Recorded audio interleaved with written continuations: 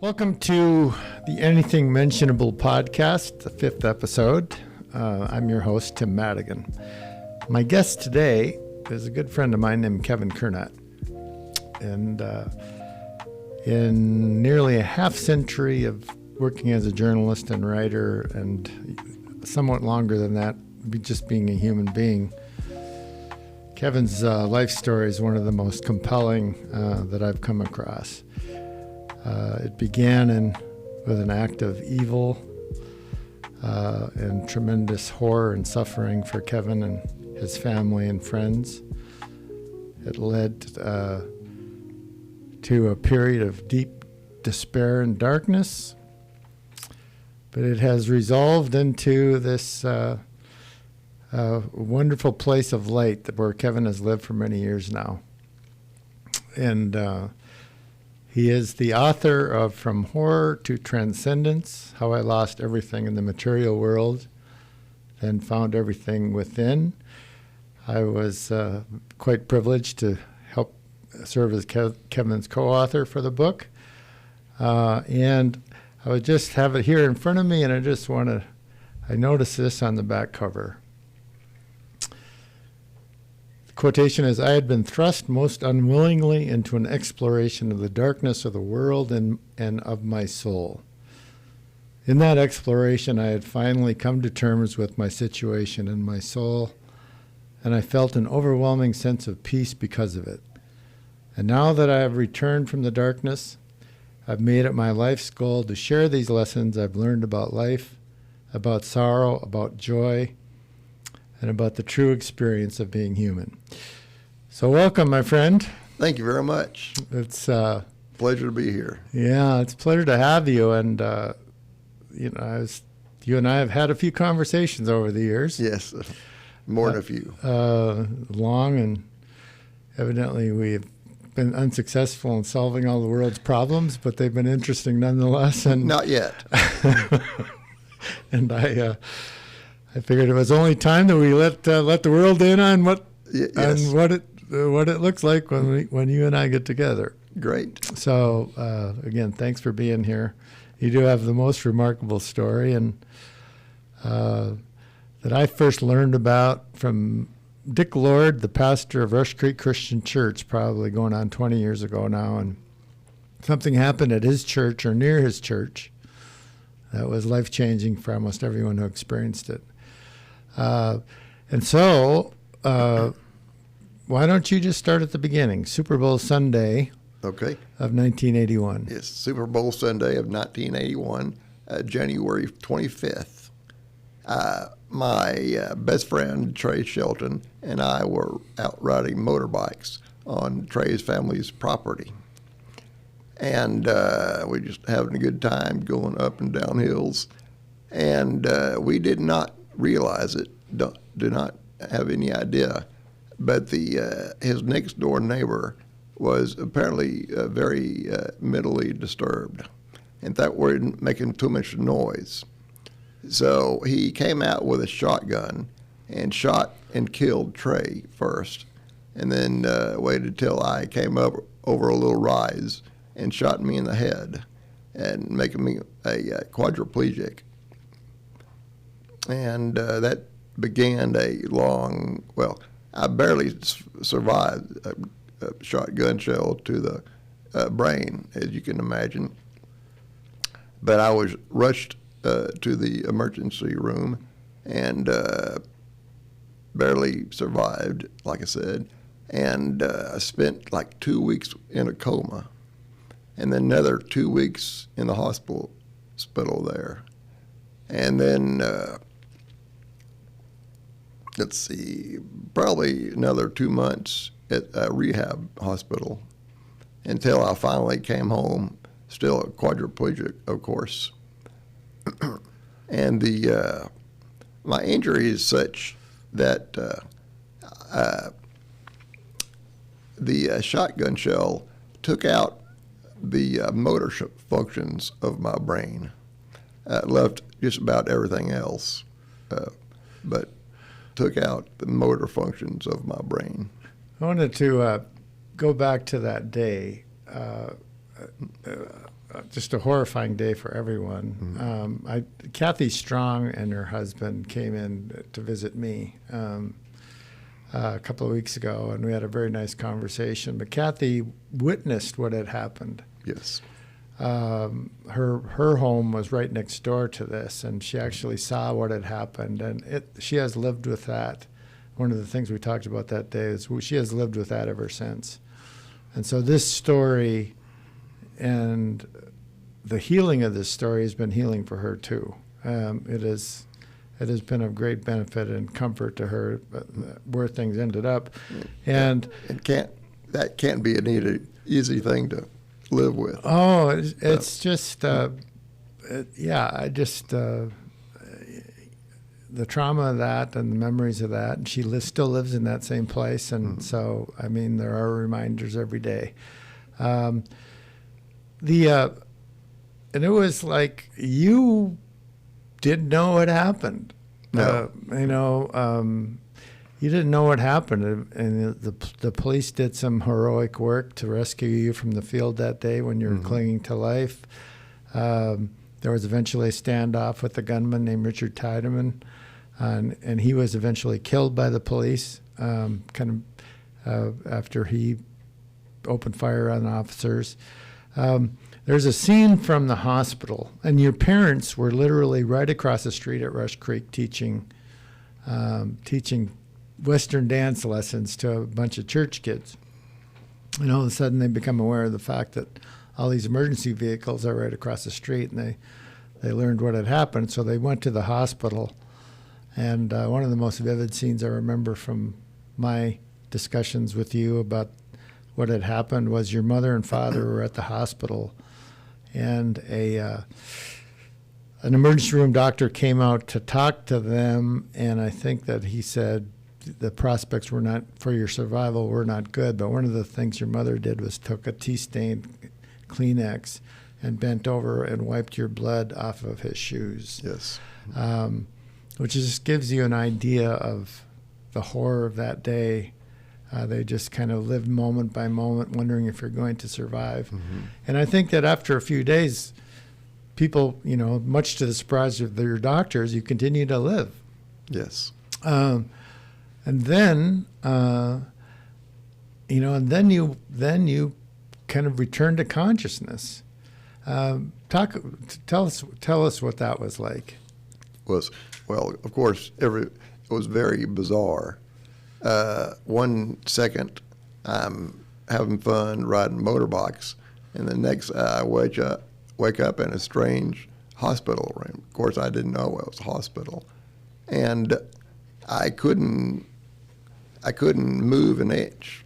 I mean, I couldn't move a muscle, and I couldn't speak either.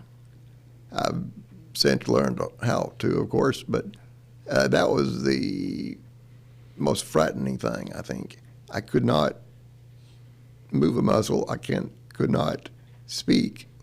I couldn't communicate. All I could do is lay there in shock. But and you were, and if I'm remembering this correctly, when you woke up, you could think, you could see the people, sense people in the room with you. Yes. You could hear them talking. Yes. They were talking about you, but you couldn't speak. Yes. And I think that, that was probably one of the first surreal experiences. Yes. And I was 13 years old. Right. So that's a major shock, of course, to anybody, much less a child. Right. And Kelly was kind enough to join us today, but Kelly devised a way for you to communicate. I think he basically made an alphabet. Yes. And he would point to a letter, and you would blink when you to spell out words. You would blink when he got to the right letter. So when you would blink for thirsty, you would blink, and then eventually, through that process, you got to ask about what had happened to Trey. Yes. And eventually they told you, and I know that you and he were so close. A lot of this, there's a beautiful story of your friendship in the book, and many other things. Just again, it just kept, the surreal nature of this kept going on and on. But eventually, you came home, eventually went to rehab, eventually you could learn to speak, relearn to speak. But your parents, everyone was committed to the idea that you were going to walk again. Yes. And they had come up with, or they had found out about an experimental program out of Pennsylvania, I believe it was. Yes, Philadelphia. That would try to take people who had suffered severe brain injuries and restore the use of their limbs. So you want to talk about that a bit? Yeah, well, it's called patterning. And the way it works is like a child learning to walk. It patterns the non-injured parts of the brain to take over the functions of the injured parts of the brain. And from crawling to on your stomach to crawling on your hands and knees to walking eventually is the idea. And volunteers would move my arms and my legs and my head in a crawling on the floor motion day after day, time after time. And eventually I learned to crawl on my stomach, and then I learned to crawl on my hands and knees. And I got quite proficient at that, but just really didn't ever progress further than that to walking. And this was 8 hours a day, 7 days a week. Yes. And it was grueling. And a group of volunteers, 4 or 5 to a shift, would come in. Yes. And there were hundreds of volunteers. Yes, there were. Just wonderful volunteers. Gave their time and their energy day after day, week after week, year after year, to help me. And a lot of them stayed for the duration of Yes. this. Most of them stayed for the duration. Yes. Mm-hmm. And one of the people who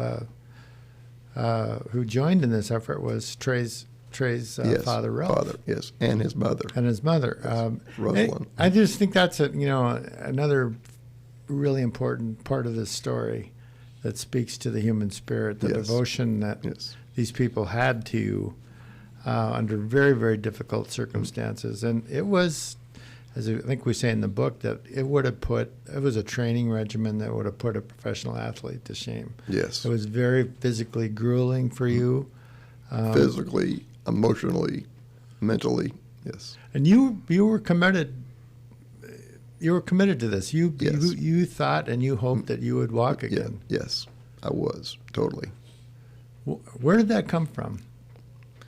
My innate stubbornness, I think. Tell me more about that. I think I'm going to say more normal person would have said, no, this is too hard. Well, I've never been accused of being normal. But yes, and it was, well, I kept out there at that for like 14 and a half years. And my family did also, and most of the volunteers did as well. And that was just, like you said, a Herculean effort. But I was just determined to eventually walk.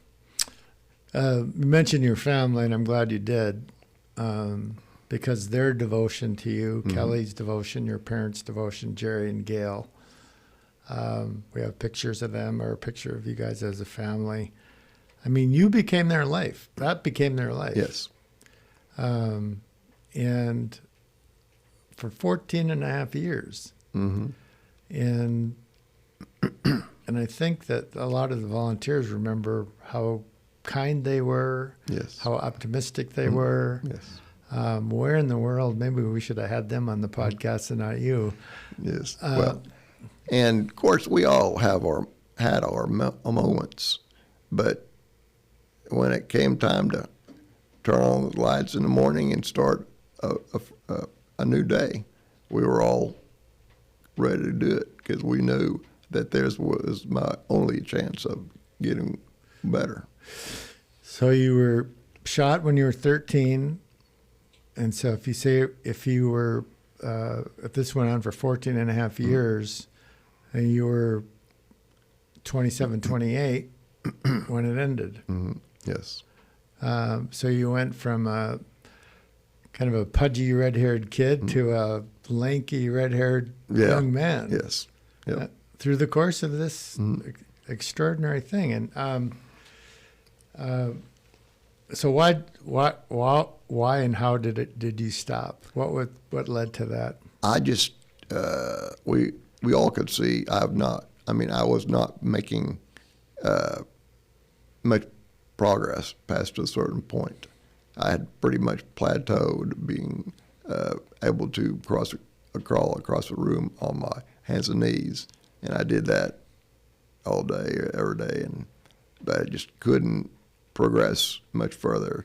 And I mean, I might have been able to progress, but it was I could see, and we could all see, it was just taking forever. Mm-hmm. And this was supposed to be a method to improve my life, Mm-hmm. not be my life. Right. And I mean, it was my life and our life for so many years, but it was, like I said, slow progressing. I mean, and it was just time to stop. And I got everyone together and my family, and told them I think it was time to stop. Now, and which is a hard Yes. decision for everyone. Yes.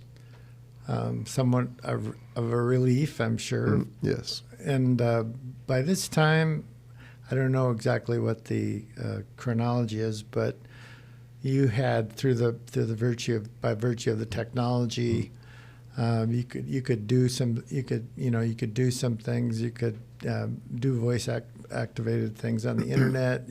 You had a special chair that where you had some independence that way, or where were you at in that regard? Well, I had not gotten a motorized wheelchair. Okay. Is what was the point? Right. Oh, It right. was just sit in the corner of the room. Right. While I try to progress on this physical program. Right. But it was only after I stopped patterning, stopped that physical program, that I got a chair and started to do some things out in the community, Mm-hmm. Mm-hmm. and go on trips and that sort of things. And you had, a large and quite devoted group of friends. Yes. Your brother and his friends. Yes. You would get out and do things. You'd go to concerts, and Yes. Kelly, you Yep. went to Vegas. Yep. Went to Vegas, went to Florida, went to L.A. and all over. So you had a life. Yes. You worked as a stock trader. And a computer programmer and designed websites. Yeah, but you had a life, and this went on for how many years do you think? So probably 5 or 10. Yeah, but then things started to change. Yes. And I started to focus on what I could not do. And that got me more and more depressed. And I went downhill and finally became just suicidal depressed, and started thinking more and more about taking my life. If I'm remembering correctly, you would be out with friends, Mm-hmm. and you had an small apartment built onto your parents' home. Mm-hmm. You would be out with friends, but every night you would come home alone. Yes. Come home alone to the reality. However much fun you might have had with friends, you'd come home to the reality that this is what it was. Yes. I want to read something in reference to what you just said from the book. He said, I was haunted more and more by the litany of all the things I would never be able to do, a list that played on an endless loop in my brain. I would never fly a plane. I would never sail a ship at sea. I would never fall in love with a woman who is in love with me. I would never get married. I would never be a father. Never.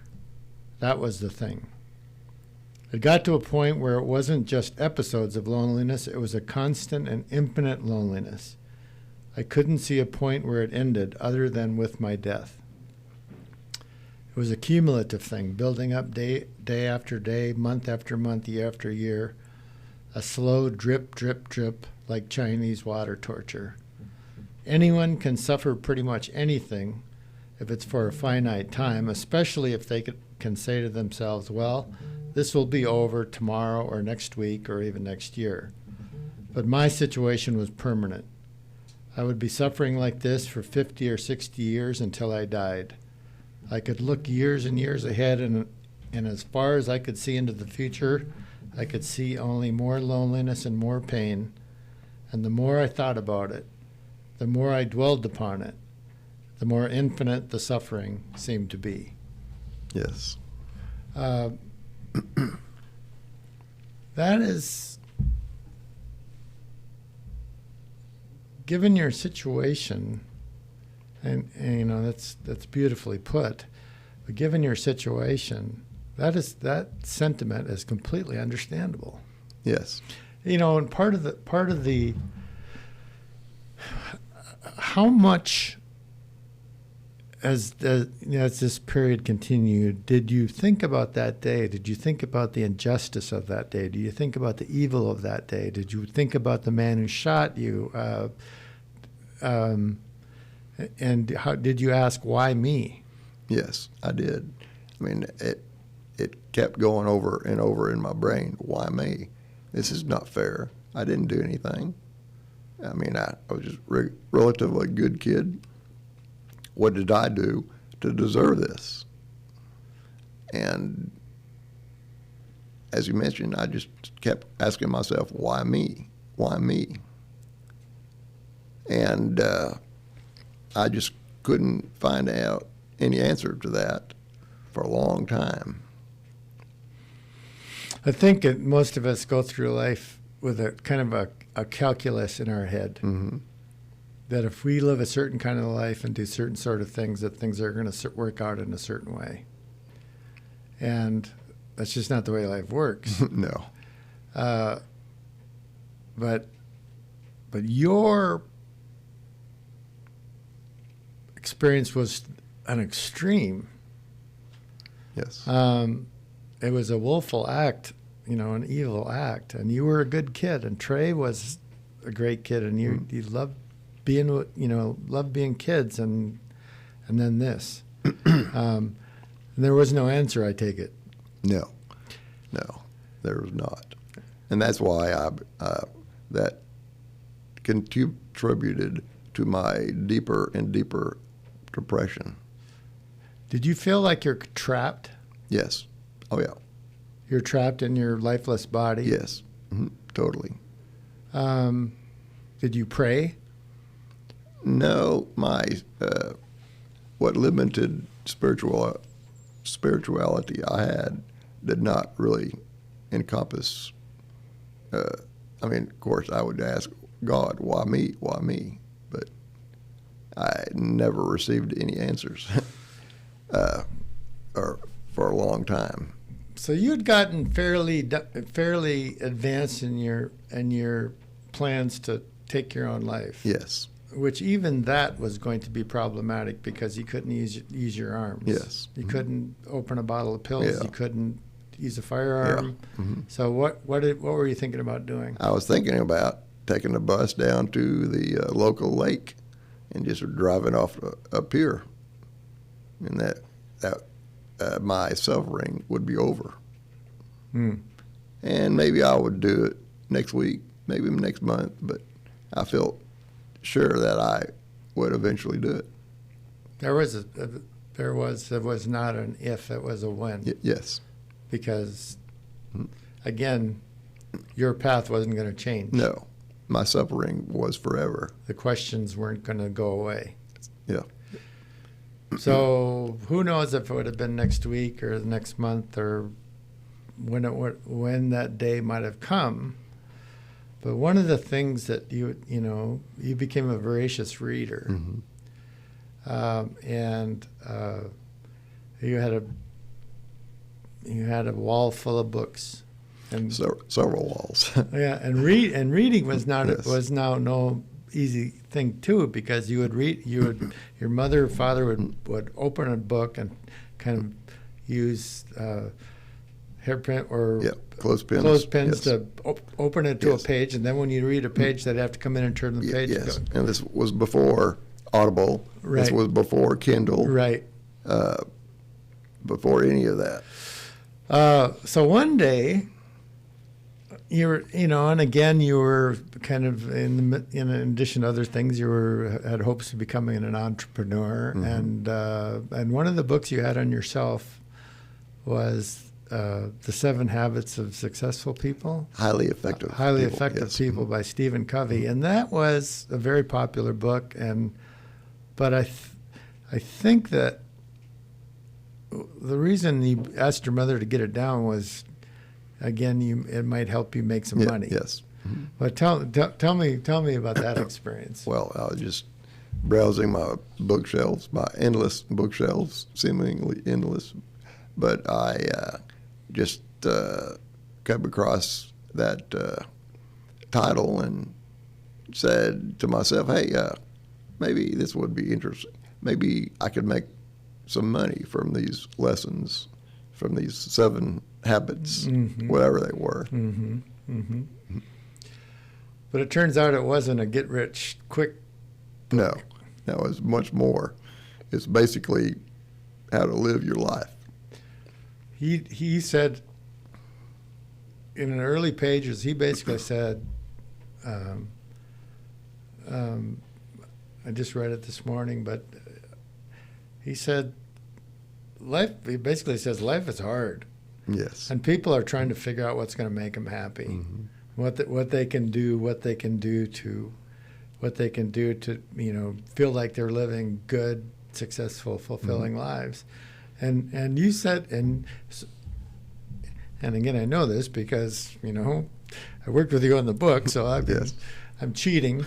But when you read that this isn't about business, this is about hard things and how to negotiate them. Yes. It kind of stopped you. Yeah. Yes. And like what? Wait. I mean, wait, what? And let me read that again. And it made more and more sense to me.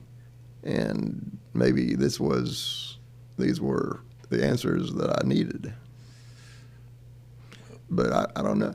I wasn't sure about that by any means. Well, you would you'd come across a sentence that resonated with you and kind of it caused you to go, what? And then you would sit with that for hours. Yes. If not days. Yes. Kind of letting this kind of circulate in this tattered heart you were living with. And Covey's thing was, you always have a choice about how you respond to life and circumstances. And he gives some examples, in the book. Basically he said you're not a prisoner to circumstance. Yes. To external forces.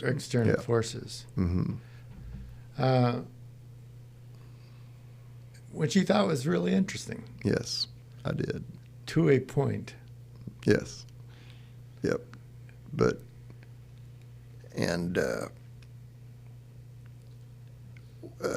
this is all well and good to talk about a marriage or a boss-employee relationship where you don't like your boss or employee. But Then Stephen Covey, referenced Viktor Frankl's book. And, of course, Viktor Frankl was a Jewish Austrian psychologist or psychiatrist, I believe. And he was imprisoned in the Nazi death camps. And so I read that book also, Viktor Frankl, his famous book. Man's Search for Meaning. Yes, Man's Search for Meaning. And in there, Viktor Frankl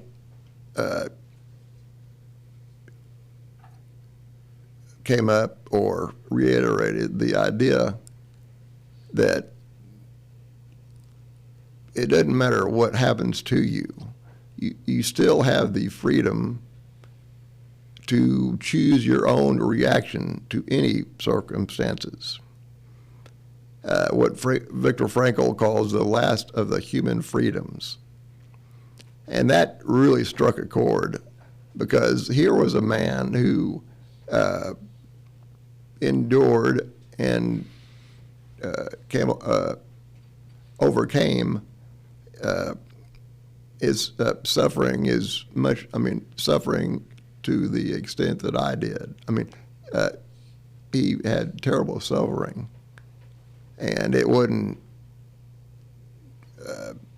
a person unhappy at his job. It wasn't a marital dispute.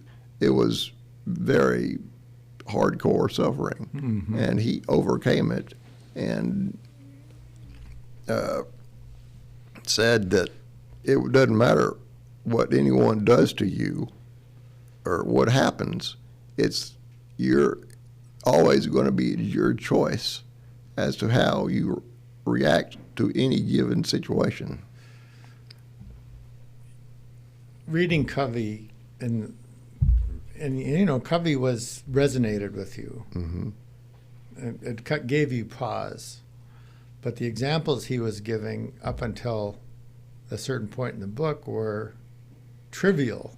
Yes. Compared to what you had experienced. Yes. And I think it's safe to say that at this point, given the absolute horror and just the unimaginable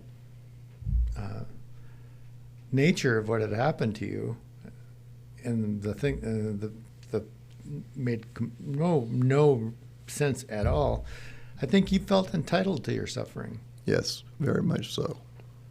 There was nothing, there was no logic, there was no self-help thing that was going to, say, well, yeah, but. Yeah, this will make it all better. Yeah, this is, interesting thought, but. Yes.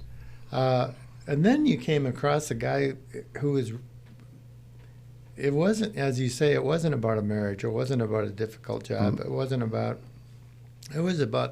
the Holocaust. Yes.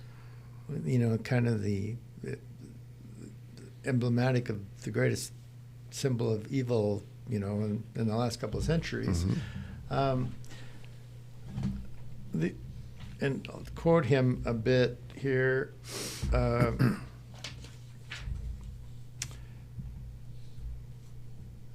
He says, "Does man," and this is Covey quoting Frankl. I think that this is from Man's Search for Meaning.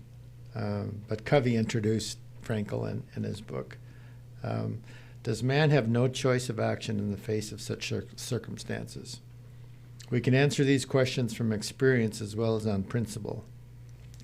The experiences of camp life show that man does have a choice of action. There were enough examples, often of a heroic nature, which prove that apathy could be overcome, irritability suppressed. Man can preserve a vestige of spiritual freedom, of independence of mind, even in such terrible conditions of psychic and physical stress. We who lived in the concentration camps can remember the men who walked through the huts, comforting others, giving away their last piece of bread.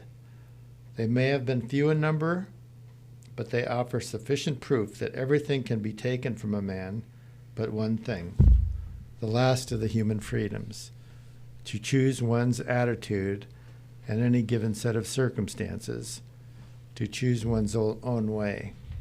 And also in the book you wrote, more than any of the many works of philosophy and spirituality that I would devour in the years to come, man's search for meaning transformed my life. I thought I had been condemned to a meaningless existence, growing old in my wheelchair, unable to contribute anything, dependent on others until my last breath. But here was a man whose suffering I couldn't dismiss. If Viktor Frankl could find meaning in the Holocaust, I could find meaning in what had happened to me. Or at least I could try. And then things changed. Yes, they did. Tell me about that. Well, after I read that and read Frankl's book, things brightened up considerably. Not all at once, of course, but they slowly became lighter and lighter. You started to move into a period of discovering something within yourself. Yes. That was beyond the reach of a madman's bullet. Mm-hmm. Yes. Beyond the slings and arrows and capricious things that happen in life. What was that place that you found, and how did you find it? Well, after reading Frankl's book and discovering that all hope maybe is not lost, then I became obsessed with finding out answers to my questions, all answers. And I began a period of very intensive and extensive research. Read everything on spirituality that I could and surviving. And what I've found, and found through meditation also, is everyone has a place of stillness within themselves, place of light and of love and of happiness and of peace. And it's in everyone. They just have to discover that place within themselves. And if I can do it, anyone can do it. And if I can discover that place within myself, I can show others and teach others how to discover that place within themselves.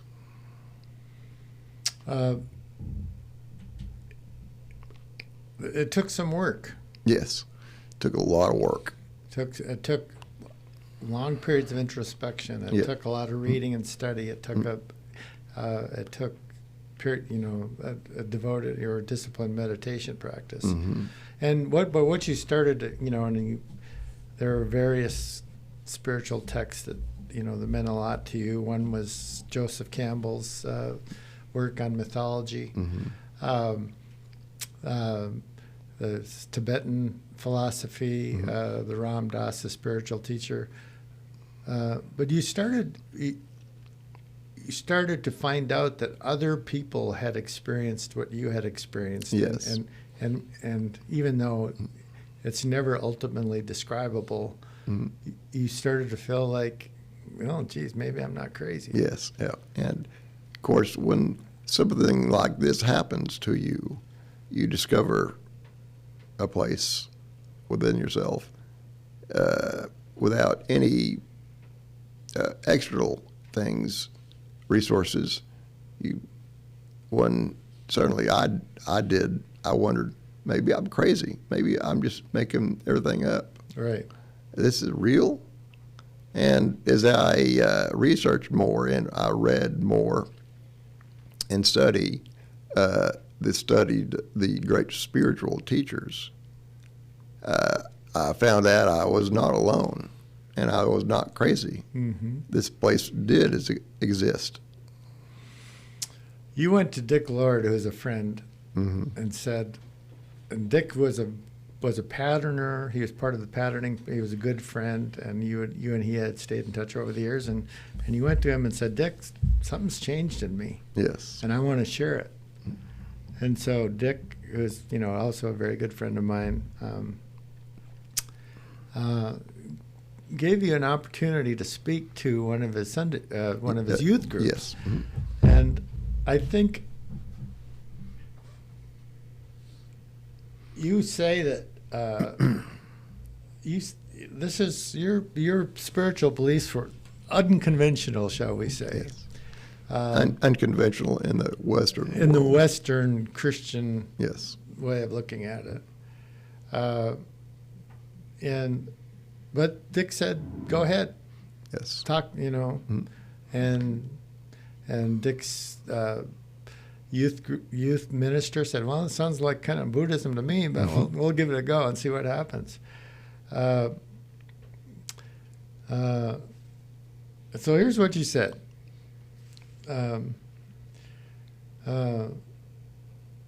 He said, "I believe God is the love in every person's heart. God is not out there, but God is in here. I believe our task in life is not to worship a supreme being. What we need to worship and grow is love itself, through loving and cherishing one another, through acts of kindness and trying to better understand one another. How do I know this? I've experienced it, very recently, in fact. Not too long ago, just last fall, I didn't think there was much point in my life. Being stuck in this wheelchair until the day I died, a burden to others, not being able to do things that other people take for granted. But when I got to my lowest point, I came across a few books that told me there might be a different way of looking at things. One was written by a man who survived the Holocaust and had managed to stay positive despite what he had seen and experienced. So I read those books and I thought about them deeply, and I tried to change painful thoughts to loving ones, and very gradually, almost imperceptibly at first, the darkness began to go away. Eventually, after a period of several months, I knew the darkness was completely gone and my heart was filled with this love I'm talking about. You could call it a miracle, I suppose. Now I think I understand the teachings of Jesus, which were about love. I don't necessarily worship the messenger, but I do worship that message, which always comes back to love." Yes. And they loved it. Yes, they did. And people, for how many years later, because I am hanging out with a lot of really esteemed Christian ministers, living, one the head of a divinity school and another one's the head of a big church, and they're trying to negotiate this time in church. And the way they do that was by saying, we need to go back to the basic lesson of Jesus, Yes. which was love one another as I have Yes. loved you. Mm-hmm. It's all about that. And don't just love your friends. Right. Love your enemies. Right. As bizarre as that sounds, love your enemies. And that's total unconditional love. Have you forgiven the guy who shot you? Yes. Yes. Well, I realize it's a little different situation for me because he's no longer living and the police killed him the same day. But yes, totally forgiven him. Yeah, that's the kicker. Love everybody. Yes. And I've said before on this podcast, where do we start to sort things out today? And I think the place you start is love everybody, no matter what they believe. Mm-hmm.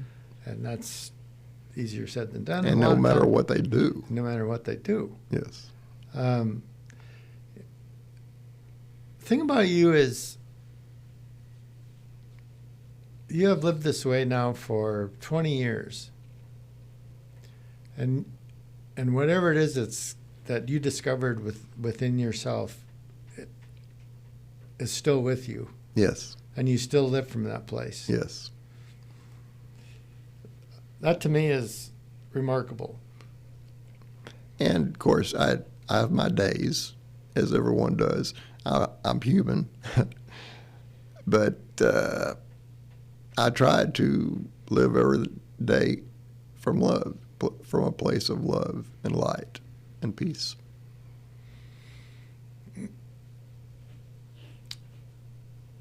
So I don't want to boil this down to a how-to or a self-help book, because I don't think it can be distilled into that. But part of your message is that I had this experience. I found this place. You can too. Yes. You basically said, if I can do it, you can do it. Mm-hmm. And without sounding too trite, is there any way you can say how to? Because you and I, one of the reasons that we click so well on the book is that you and I have totally agree on these things. Mm-hmm. We believe that the salvation of civilization has to do with people doing a version of what you have done. You know, basically going beyond the superficial and the manifested into this place that's inviolable, and living from there and with love and peace. But how do you do that? Well, first thing, the main thing is it takes work. Mm-hmm. It takes a lot of work. Mm-hmm. It's not quick fix. It's like going to the gym. Mm-hmm. You don't go to the gym and one time there and you are a muscle-bound bodybuilder. Mm-hmm. It's just day after day, week after week, month after month, year after year. And it's just working, and sometimes I failed miserably. But I know that place is within me. And once discovering that place, it makes it not easier, but more accessible. And the fact that I know that place is there, of love and of light and of peace, is within me, is within everyone. It makes it easier to get back there, and it makes it easier to know where to go when things are tough. You know, and we live in a world where people want quick fixes. Yes. I wanted to say the name of the book. It's From Horror to Transcendence, Kevin Curnutt's book. With Tim Madigan. With Tim Madigan. There's so much more, you know, in the book that we certainly don't have the time to talk about. We're giving you the cliff notes, the AI notes. Yes. Even though we're not AI, we're living, breathing human beings. It is just such an important story for this moment, but it does take work. And you know, my thing, you know, I've been at it for 40 years, on a path to healing or a commitment to healing. And I mean, what does the work look like? A lot of times, work just looks like sitting. Yes. And you know, I have a much different view of meditation now. Meditation isn't some escape from life; it's dropping you right into the soup. Yes. And making you experience yes. life and not run from it. And a lot of that can be unpleasant, messy, and all that stuff. Yes. But you do it for a while, and you wake up after a year and you think, the burden is a little lighter. Yes. And after 10 years, it's, you know, and after 40, it's like, whoa, I get to do a podcast. Yes. So, in conclusion, one of the reasons that it was so important for me to have you on now, in addition to, you know, your story is, as I said, as compelling as any I've ever heard, is this is a really hard time for a lot of people. It's a very, you know, by any reasonable estimation, or you know, it is a very dark time. And so, what can you say to? Because even though things have gotten dark out there, you haven't. Yes. Well, I know that place is within me. And I think one of the very important things that I learned from Joseph Campbell was his recipe for, the Bodhisattva path, which I'm not sure how many of your listeners are familiar with Buddhism and Bodhisattva. But a Bodhisattva is an enlightened being that comes back to help the world. But Joseph Campbell stated the path of a Bodhisattva was yes, life hurts. You're going to have pain. If you're a human being, you're going to have pain. But the key to it is living joyfully with the sorrows of the world. And if you could live joyfully in the sorrows of the world, that takes a tremendous burden off your soul, I think. And how can you live joyfully amidst the sorrow of the world? And as I interpret that, and things get a little esoteric at this point, I suppose, but when you can live joyfully amidst the sorrow of the world, that doesn't mean you don't care about the sorrows of the world. But you do mean that there's another layer to this. Yes. A deeper. The sorrows and the hardship we all feel and the cruelty we see on a daily basis are just the foreground of life. And the foreground of life can be good things and bad things. But the background of this world, of this spiritual world, is a deep peace and love and harmony and understanding of your fellow human. And when you understand that all the troubles we see are just the foreground of a bigger, deeper background of love, I think that answers most questions about how to live joyfully with the sorrows of the world.